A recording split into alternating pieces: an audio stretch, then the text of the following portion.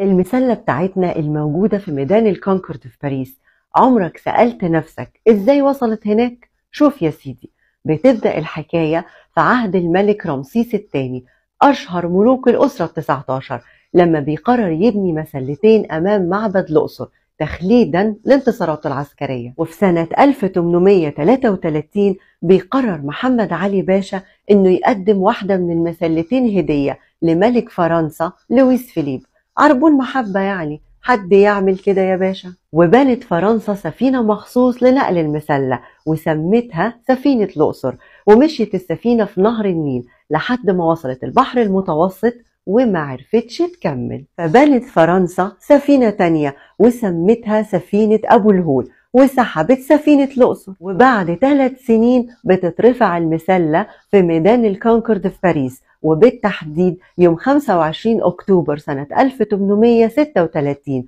وسط احتفال كبير جدا. يسكت بقى لويس فيليب؟ قال لك أبدا، لازم أرد الهدية. وفي سنة 1845 وصلت ساعة فخمة جدا لمحمد علي باشا، وكانت أول ساعة ميكانيكية تدخل مصر، واتعمل لها برج مخصوص جوه ساحة مسجد محمد علي في قلعة صلاح الدين الأيوبي. لكن الساعة جت عطلانة وما كانتش شغالة، وحاولوا يصلحوها كذا مرة واشتغلت فعلا 3 أيام وعطلت تاني، وفضلت الساعة عطلانة 175 سنة لحد ما اتعمل ترميم للبرج وتصلحت الساعة على ايد المصريين في المجلس الأعلى للآثار سنة 2020.